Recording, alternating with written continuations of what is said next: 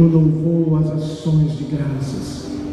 Espírito Santo, como sempre, eu te peço, glorifica Jesus acima de tudo. Não a nós, Senhor, nunca a nós, mas só ao seu nome agora. Nós te exaltamos, Senhor, por aquilo que o Senhor está fazendo em nós, nesta casa, nesta cidade, em nossa nação. Eu oro, Senhor, sinceramente, para que o Senhor nos dê olhos para ver, ouvidos para ouvir, um coração para sentir corretamente e braços e pernas para agir num tal tempo tão específico e importante na história dessa nação e das nações. Ajuda-nos, Espírito, a encaixar todas as coisas, a alinhar nossa vida com os seus planos, com o seu propósito para nós. Constrói em Recife a tua casa, Senhor. Continua a fazer isso. E como profetizou Joel, abala nesse tempo o céu, a terra, o mar e a terra seca. E como profetizou Zacarias, restaura o tabernáculo de Davi, levanta-o de suas ruínas. Como profetizou Amós, envia fome e sede à terra, mas não de pão nem de água, e sim de ouvir as tuas santas palavras. Como profetizou Isaías, levanta aqueles que vão ser a voz do Senhor, clamando no deserto, preparai o caminho do Senhor. Ajuda-nos a preparar o caminho do Senhor, a ser voz, não a voz de homens, mas a voz do Senhor nesse tempo. Querido Jesus, edifica a sua igreja, e dessa forma jamais as portas do inferno prevalecerão. Obrigado, Senhor, por estarmos aqui, por essa tão preciosa oportunidade de estar no meio de irmãos que sinceramente te amam. Continua a edificar a sua igreja, Senhor. Continua, Senhor, a erguê-la para cumprir o seu propósito nesse tempo, num tal tempo como este. Ajuda-nos a entender, ajuda-nos a sentir corretamente e ajuda-nos a corresponder, Senhor, a nos posicionar, porque esse é um tempo de ação, é um tempo de trabalho, é um tempo, Senhor, de preparar a sua noiva. Muito obrigado, Jesus, nós te exaltamos. Se você puder, por alguns segundos, exalta Jesus, com suas palavras mesmo.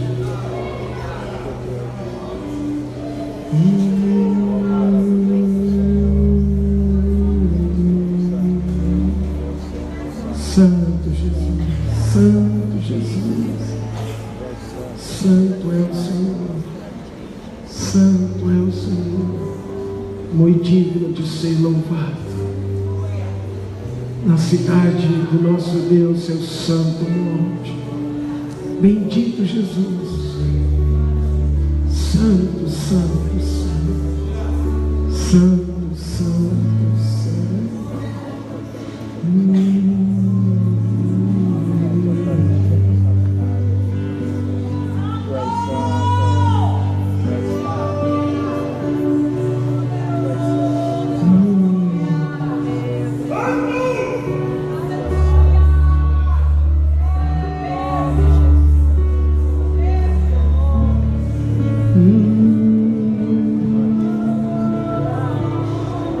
Quando amamos Jesus, os seus mandamentos não são penosos. Quando amamos Jesus, santidade não vira uma obrigação, vira um prazer.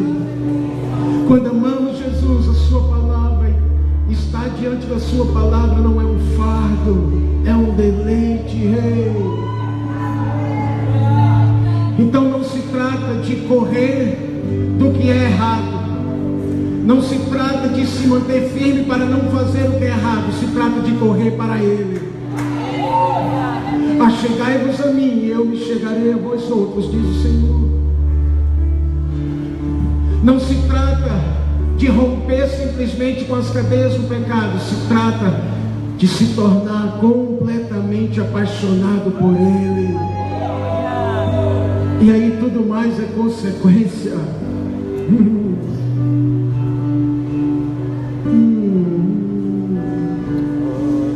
Eu vejo crentes ao longo da minha caminhada que vivem uma luta tão intensa contra o pecado. Que tal viver uma luta intensa para se achegar mais a Jesus e conhecer mais, e o poder da sua ressurreição e a comunhão do seu sofrimento, para que por meio da graça dele, da presença dele, do amor dele, do seu Espírito, de sua palavra, as cadeias se rompam e sejamos totalmente livres.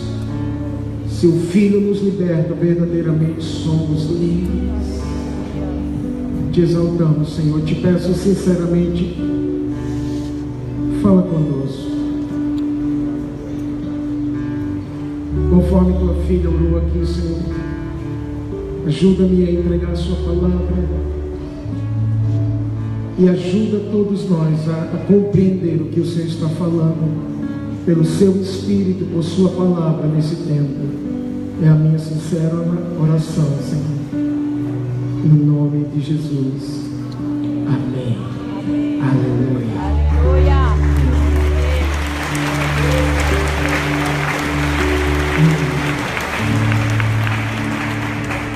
Aleluia.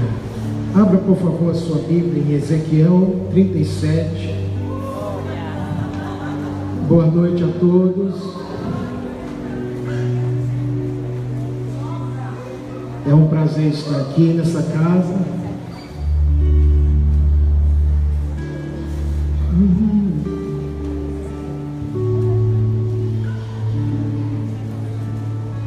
Eu tentarei nessa noite compartilhar algo que possa tanto servir para nós individualmente, como nós como corpo entender em que tempo nós estamos.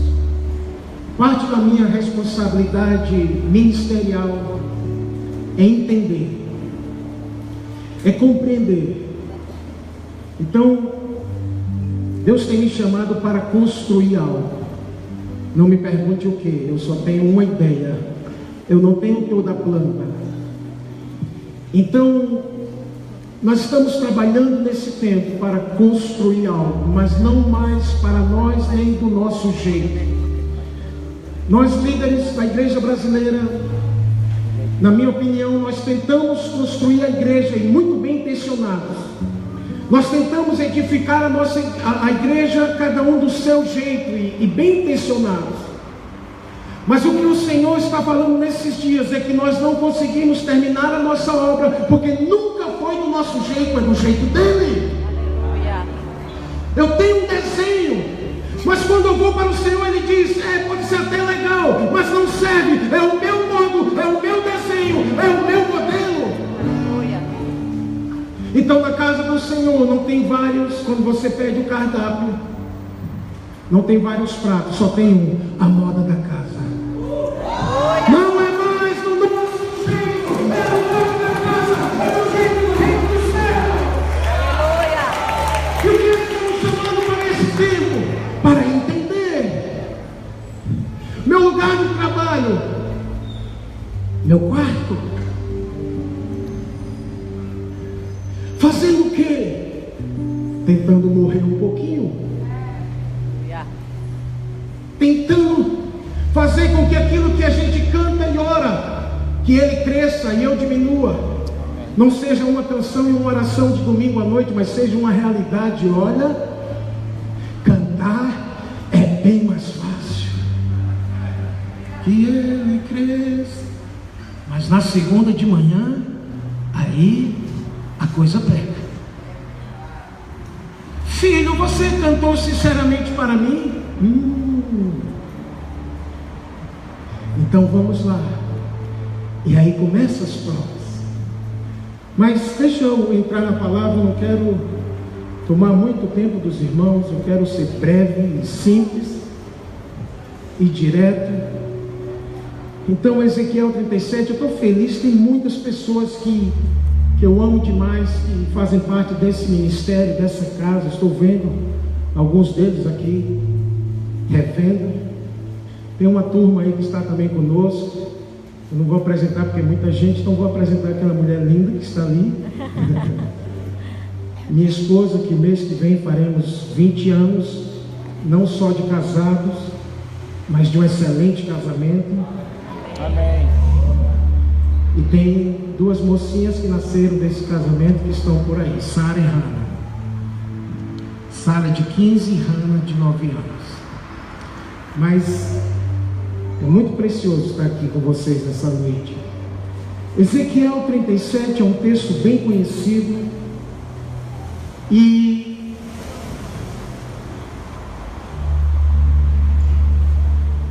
muitas vezes quando eu estou lendo a Bíblia, é como se eu conseguisse ver um modelo de algo.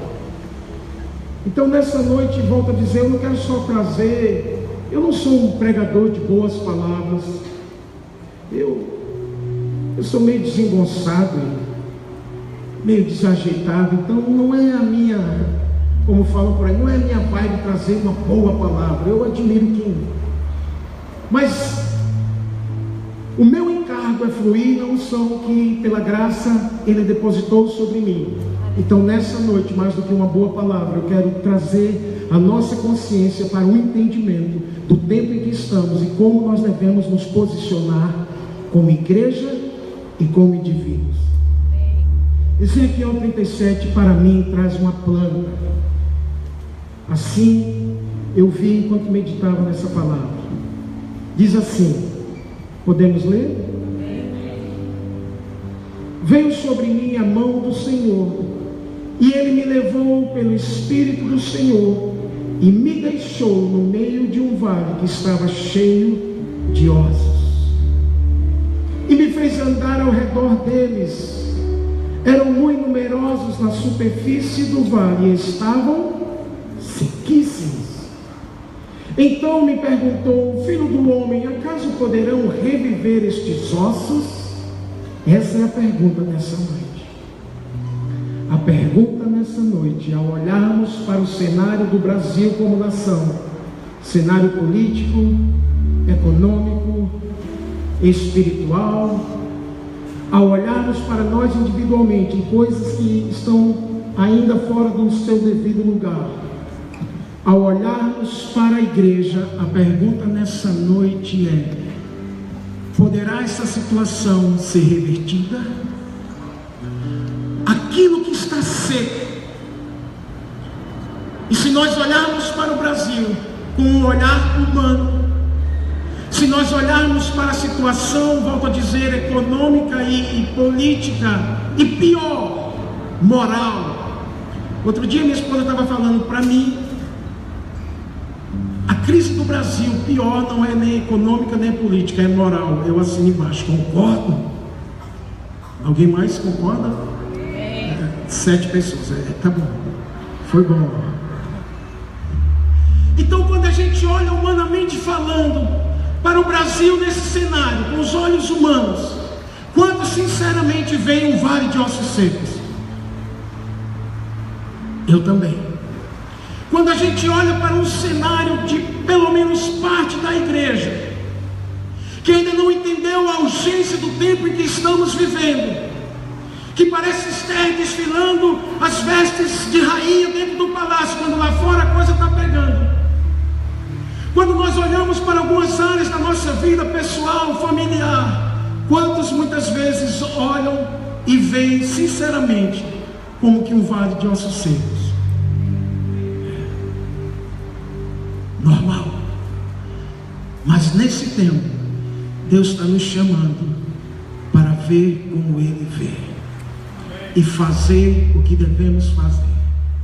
Então vamos seguir. O interessante é que ele começa dizendo, Ezequiel, o profeta, começa dizendo: pelo Espírito o Senhor me levou, muito obrigado, e me deixou num vale de ossos secos. Que maldade divina, não? Deus leva um homem de Deus, não era qualquer homem, era um homem de aliança, era alguém que estava tentando ser reto e justo num tempo de crise terrível. No capítulo 22, por exemplo, o Senhor fala: busquei entre eles, busquei na nação alguém que se colocasse na brecha, que tapasse o muro, para que eu não viesse e destruísse a nação, e a ninguém achei. Ezequiel 22:30. Então isso dá só um vislumbre de como estava a nação de Israel nos dias de Ezequiel. Resumindo, a coisa estava pegando. E aí o Senhor leva ele, claro que era numa visão, uma experiência sobrenatural, leva ao vale e o deixa. Eu não sei aqui quem já se sentiu em algum momento da sua vida como que levado para um vale e como que deixado no vale. Alguém já passou por isso? Só eu. Deixa eu já te dizer uma coisa que eu sei que você sabe, é só para lembrar. Quando ele leva alguém a um vale, escuta isso. Quando ele leva alguém a um vale e o, entre aspas, o deixa, algum propósito ele tem. Não, vocês não viram não, foi minha voz.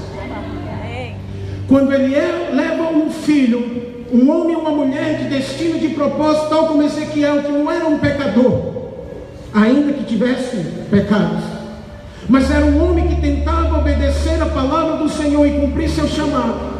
Quando ele leva alguém para um vale e aparentemente o deixa lá, algum propósito ele tem.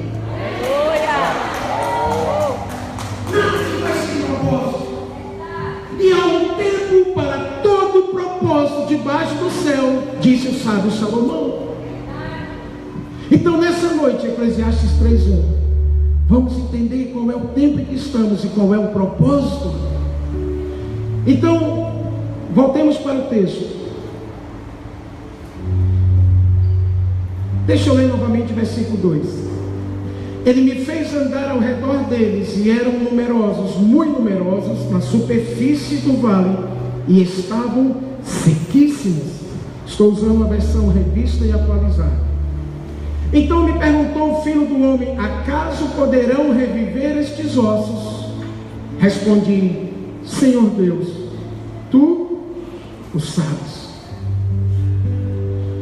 Uma coisa que eu aprendi aqui, antes de continuarmos, com Ezequiel, é que quando ele me faz uma pergunta e eu não sei a resposta, e muitas vezes acontece isso, uma coisa que eu aprendi e quero te ensinar, se for possível, sem nenhuma arrogância: quando Deus te pedir ou te perguntar algo e você não souber a resposta, quer um bom conselho? Alguém quer um bom conselho? Nunca diga não. Ezequiel, esses ossos sequíssimos poderão reviver? Na carne ou na alma do profeta, certamente ele tinha uma resposta, claro que não. Mas como alguém de espírito, que caminhava nas coisas do espírito, cujo Deus não era uma figura apenas distante, mas um amigo, ele entendeu algo. Ele disse: Senhor, quem sabe todas as coisas é o Senhor. Você sabe. Uau, quem sabe. Então quando ele te perguntar algo, não responde na alma, porque a alma vai dizer: não, Senhor, não tem mudança para o Brasil, não tem solução para a igreja, essa situação familiar não tem mais jeito. Senhor, quem sabe é o Senhor.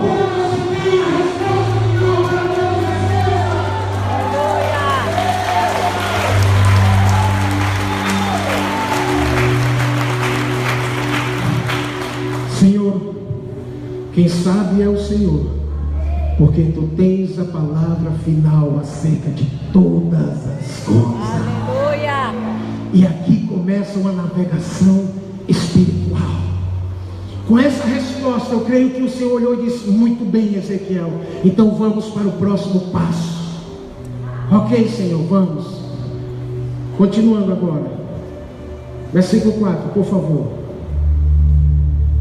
Disse-me ele: profetiza.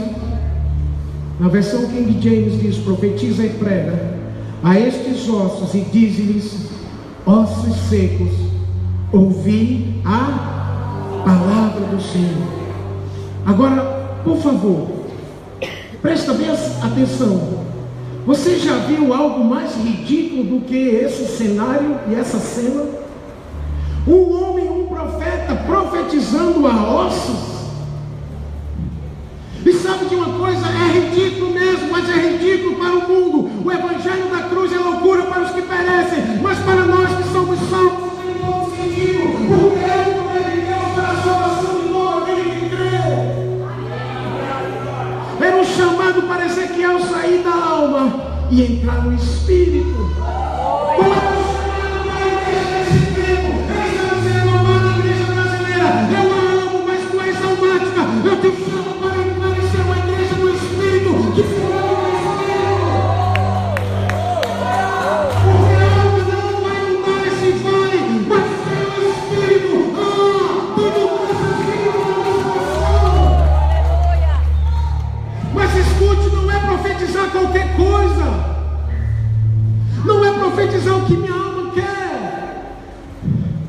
O que vai trazer mudança, segundo lugar, é profetizar a palavra que o Senhor está falando. Aleluia.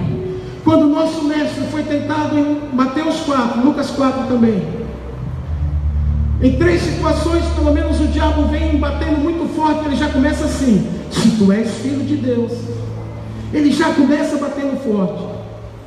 E tem situações que a gente ouve algo do tipo: tu não és filho, tu não és filha de Deus? Por que estás passando por isso? Alguém já ouviu algo semelhante ou só eu?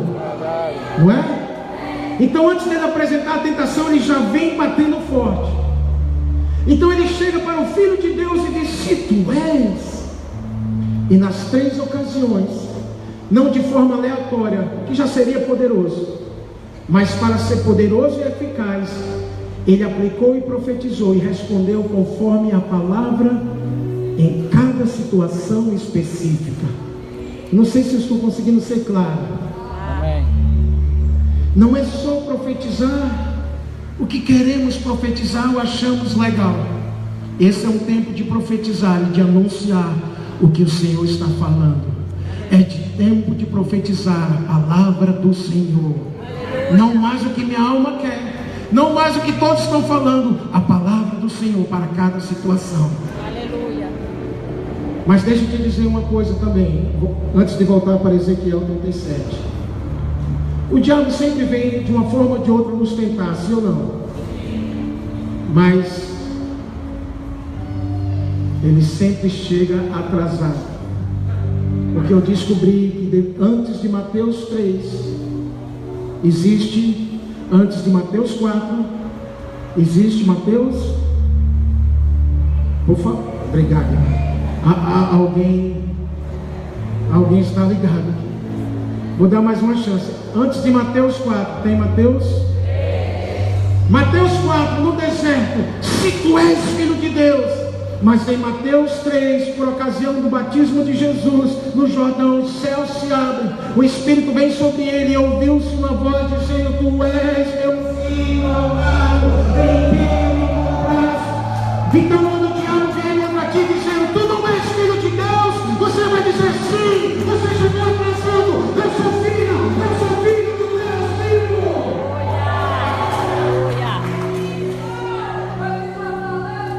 Voltemos, por favor, para Ezequiel 37. Então, o Senhor manda Ezequiel profetizar, mas não profetizar qualquer coisa. Versículo 5 diz assim: assim diz o Senhor Deus a estes ossos: eis que farei entrar o Espírito em vós e viverei. O que é que eu aprendo aqui? Até quando vamos profetizar? Quantos têm profetizado sobre o Brasil, sobre a igreja brasileira? Quantos têm profetizado? Quantos têm sonhado com um avivamento? Quantos têm sonhado com uma nação mais justa para a gente deixar para os nossos filhos e netos? Quantos? Aleluia. Então até quando eu vou profetizar? Até quando? Até que o Espírito entre. Aleluia. Até que o Espírito entre, porque quando ele entra, ele mudará todas as coisas. Aleluia. E aí Ezequiel então entende. E ele começa. Versículo 6, Deus ainda fala algo importante. Porém tem dons sobre vós, farei crescer carne sobre vós, Sobre vós estenderei pele e porei em vós o Espírito e vivereis. E sabereis que eu sou o Senhor. Avivamento. Aleluia. E agora começa então, depois da instrução, vem um tempo de ação. Diga por favor isso comigo, se você desejar. Depois da instrução, é tempo de agir. Eu estou pedindo para repetir porque Deus tem falado com a igreja brasileira. Amém. E agora está chegando um tempo de ação. Amém. Deus tem falado que é tempo de trabalhar. Pastor Jonathan, você tem um bom tênis. Nós não nos conhecemos, é a primeira vez que você tem um bom tênis. Que bom. Você está em forma física boa. Melhore, porque eu tenho uma palavra para ti. Você vai correr. Você vai correr. Tudo que você viveu até hoje ainda foi como um avião. Eu via isso quando estava sentado ali. Era como um avião que ainda está taxiando. As turbinas vão se tornando mais intensas, mas ainda não é o voo. Está esquentando as turbinas. O avião ainda vai decolar.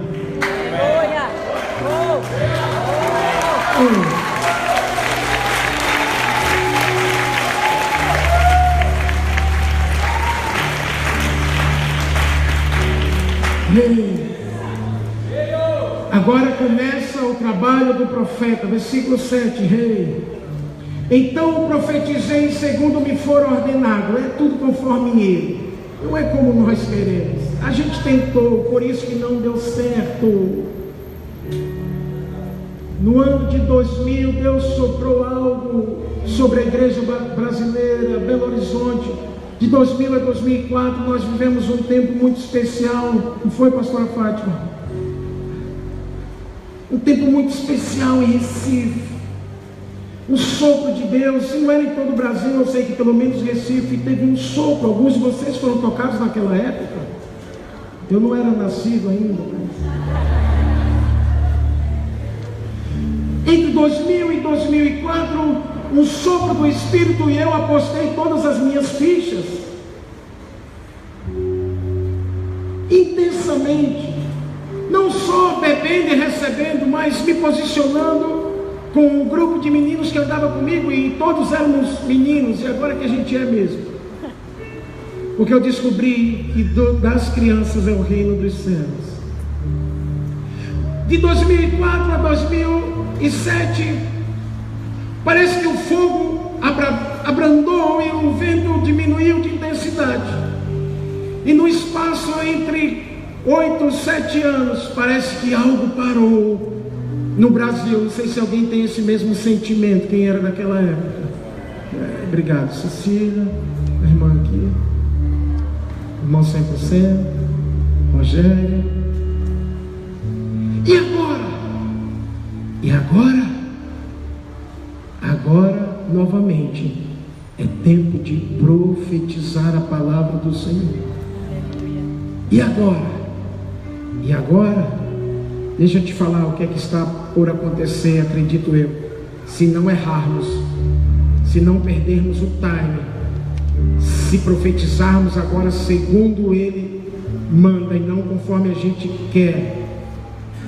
Enquanto eu profetizava, versículo 7, por favor, houve um ruído, um barulho de ossos que batiam contra ossos e se ajuntavam cada osso ao seu osso. Mas esse som eu ouvi no passado. O problema é que quando os ossos começaram a se bater no Brasil, a gente chamou de avivamento, não era. E esse ruído eu já consigo ouvir, mas percebo que alguns estão com medo desse som. Outros estão preocupados porque é um som não comum. O que é isso? São os ossos chacoalhando. Então eu vejo aqui uma etapa de 4 passos para um avivamento que Deus quer fazer e que vai ser diferente, acredito eu, de como esperávamos. Primeira coisa, voltarmos a profetizar, a orar, a gemer, a interceder, a pregar a palavra do Senhor. Porque sinceramente, em muitos púlpitos do Brasil, boas palavras foram pregadas, mas não era a palavra do Senhor. Palavras humanistas e humanas, fruto de um psicológico desenvolvido, mas que não saiu das entranhas. Oh, que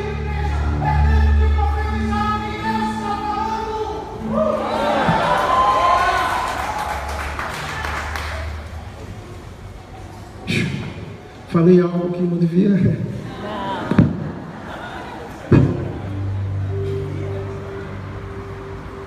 Brincadeira. Jesus. Vamos voltar. Eu ouço, porque eu fiquei por um tempo, eu me escondi, eu voltei para a caverna. Eu olhei para o cenário da igreja e eu disse: é um vale de ossos secos, não vai dar mais certo. Se tínhamos tudo em 2000 e não rompemos, vou pegar a minha galerinha e vamos tentar viver Atos aqui nesse contexto. Mas eu estou desistindo. Mas nesse tempo, ouvindo homens e mulheres de Deus que estão com o coração se alinhando, eu voltei a ouvir um som. Não é avivamento nem de longe, mas os ossos já estão se batendo. É um ruído. Alguns estão achando estranhos, outros estão um pouco preocupados com esse som, porque é um som que incomoda uns, assusta outros, mas quem está procurando entender está se encorajando, porque está entendendo, é o Senhor quem está fazendo. E aí vem o terceiro passo. Após começar a profetizar a palavra e os ossos começarem a reagir, e eu te digo, os ossos estão, novamente eu quero falar isso, é o vale de ossos secos que estamos? É, mas os ossos já começaram a chacoalhar. Aleluia. Versículo 7 diz: enquanto eu profetizava, aliás, versículo 8, olhei, e esse é um tempo de ver. Como começou o chamado de Jeremias, o que vês, Jeremias? Deixa eu falar sobre isso. 5 segundos. O chamado de um dos profetas mais preciosos da história de Israel, Jeremias, começou praticamente com uma pergunta: o que vê, Jeremias? Jeremias estava vendo muitas coisas, um cenário pré-cativeiro, uma nação apóstata, uma nação idólatra fria, uma terrível condição econômica, muitas coisas ele estava vendo, mas quando Deus pergunta algo, ele só quer uma resposta. Quem já aprendeu isso? Quando ele pergunta algo, ele só quer uma coisa. O que vê, Jeremias? Jeremias estava vendo muitas coisas, mas só falou de uma. Eu vejo, Senhor, uma vara de amendoeira. Que era uma vara de amendoeira? Era o primeiro ramo frutífero, que antes mesmo da época propícia, ele começava a dar os primeiros sinais de que, mesmo estando tudo ainda muito seco, haveria colheita, porque os gomos de um ramo de amendoeira começavam a ficar branquinho. Eu nunca fui em Israel, ainda não realizei esse sonho, mas quando eu for, eu quero tentar ver tudo isso. Em outras palavras, o que vê, Jeremias? Senhor, estou vendo que apesar da sequidão, há esperança para a nação. Vistes bem, porque eu velo pela minha palavra para cumpri-la. Amados irmãos, há uma sequidão lá, mas nesse tempo ele está perguntando: o que vocês estão vendo, igreja? Não é mais tempo da gente ficar pessimista e negativo.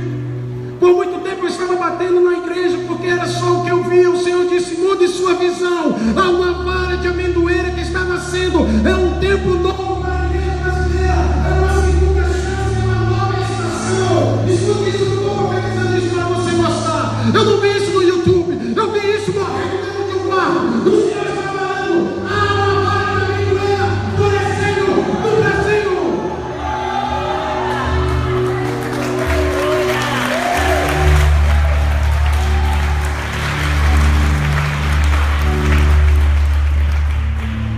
E o que está acontecendo nesse tempo é o que está no versículo 8. Tendões, carnes, articulações estão começando a se juntar. Há dias atrás eu tive o prazer de receber Claudinho lá em casa. Cadê Claudinho? E Claudinho, ele é tão nobre. Vocês não conhecem por Claudinho não, né?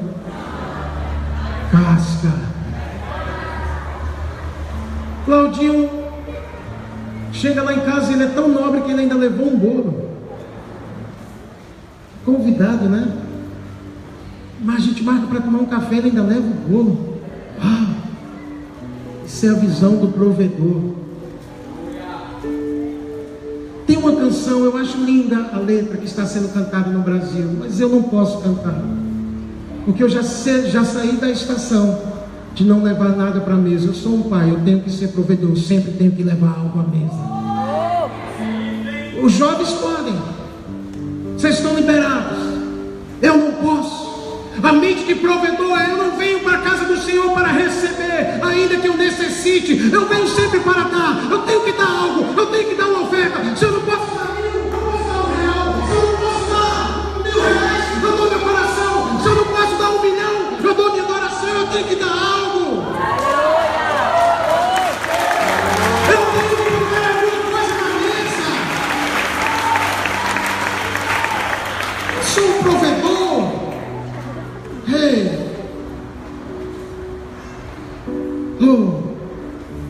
Mas escute, isso é a forma que eu penso. Não estou fazendo disso uma doutrina, mas os meus pensamentos eu tento moldá-los não pela onda do momento.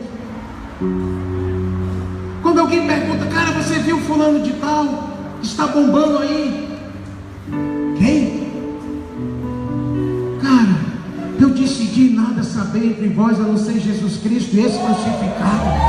Eu estou gastando tempo, eu tenho 66 livros para ler. Eu não posso estar bombando o que está bombando no reino, o que está bombando para mim, Yeshua, é Jesus, sua formosura e glória, a missão impressionante do mundo.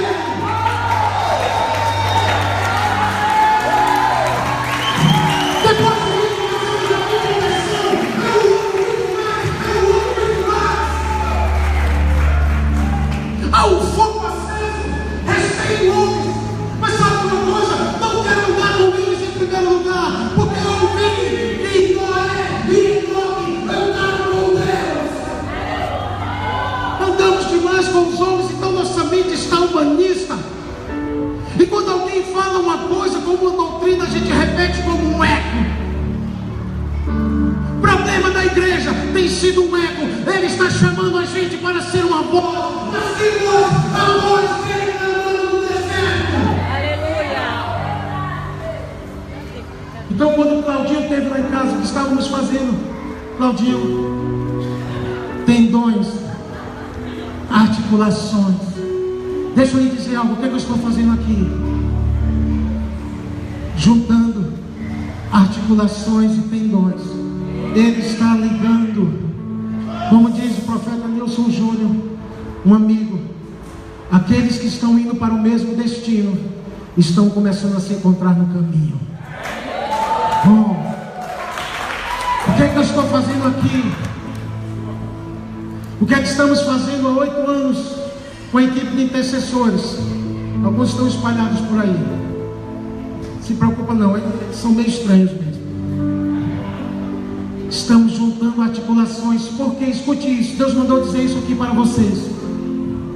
Porque estamos construindo um muro de Recife e eu não consigo construí-lo sozinho. Mas estamos edificando os muros.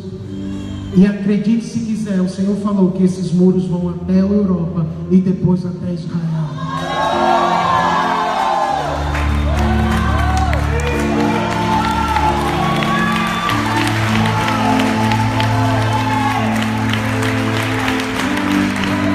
Agora deixa eu lhe dizer algo. E não falo algo porque estou diante de vós. Eu estou liberto e ainda me libertando de um monte de coisa. Uma delas, o temor dos homens e a necessidade de aceitação. Mas eu estava ali e por 2 vezes eu tive a mesma impressão. Essa casa terá um papel fundamental na construção desse muro que chegará à Europa e vai até Israel.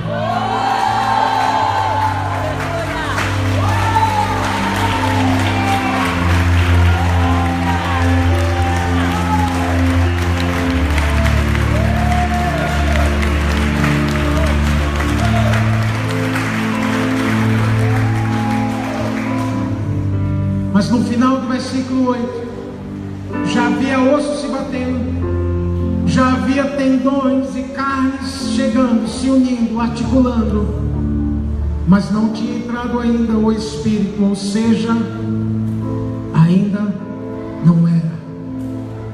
Talvez o nosso problema como igreja, 17 anos atrás, ou 15, é que a gente, quando começou a ouvir o ruído de ossos, e começou a vir os tendões chegando, a gente achou, é agora, vamos só aproveitar. Não era tempo ainda. Não era ainda, porque o Espírito não tinha sido ainda derramado e enviado. Ainda que ele soprou, mas um sopro de um Espírito é diferente de um avivamento. O último grande avivamento, 1952, Ilhas Hébridas, noroeste da Escócia, chamado de Lewis e Harris. Reverendo Duncan Campbell, um pregador escocês tradicional, mas tão fervoroso no Espírito, que Deus usou para poder. Agora, após isso, houve muitos sopros preciosos no Espírito. África, Pensacola, Toronto, mas não era avivamento, na minha opinião, baseado naquilo que eu pesquisei. Então talvez o Espírito soprou no Brasil e a gente achou é avivamento. Não acredito que era, ainda que eu também pensei que era. Mas era um som de ossos e era articulação chegando. Mas agora, escuta o que diz versículo 9. Então ele me disse, sempre é Deus falando, não é nós, tem que ser ele.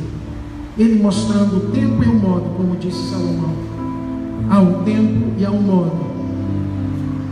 Profetiza o Espírito, profetiza ao Filho do Homem, diz-lhe assim diz o Senhor Deus, vem dos quatro ventos, aleluia, cantamos isso ali, hein?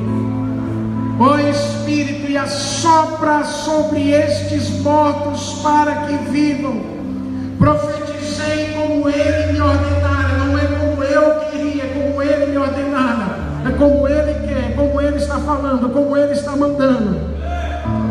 E o Espírito entrou deles, e viveram, se puseram em pé, um exército sobremodo numeroso. Escuta isso. Humanamente falando, meu olho é um cenário atual, um vale de ossos secos em todo lugar.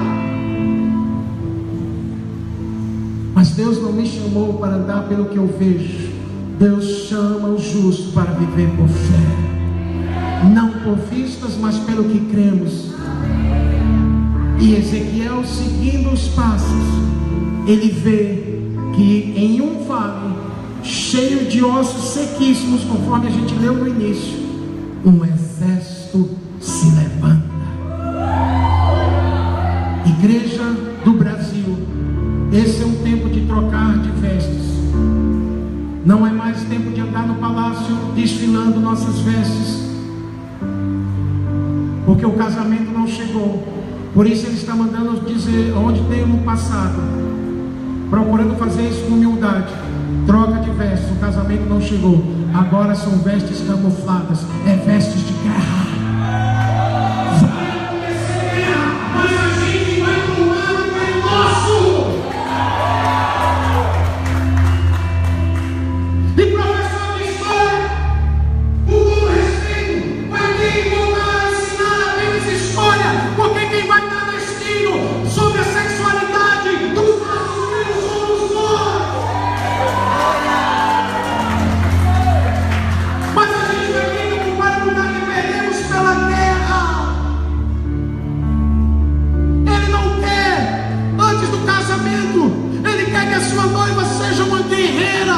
Oh, noiva guerreira, se prepara para os dias que virão, porque vai haver guerra. Mas Joel profetizou de um exército que virá antes do glorioso e terrível dia do Senhor. Terrível para muitos, infelizmente, mas glorioso para aqueles que o esperam.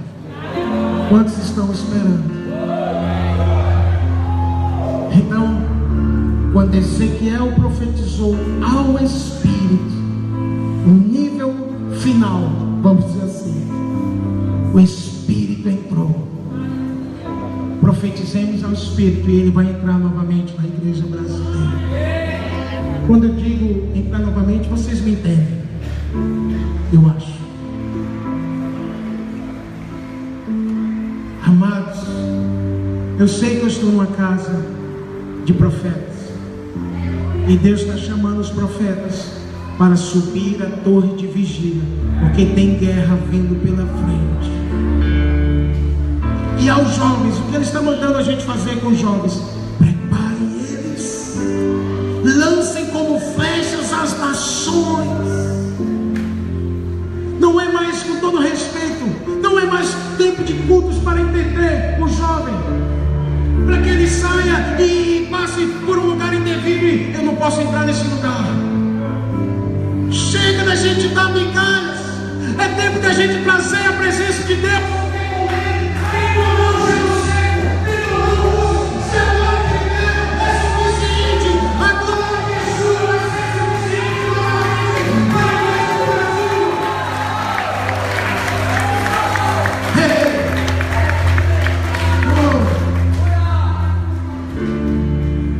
Em janeiro, um amigo pessoal,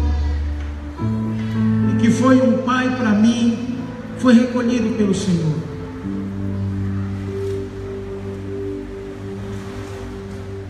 E uma das coisas que entendemos é que Gregório McNulty, um profeta americano, missionário, que deu sua vida, seus últimos 30 anos de vida pelo Brasil, não era um cara comum, não era um cara sociável, não era um cara que ia falar de futebol a tarde toda, ainda que ele falava de tudo que conversasse.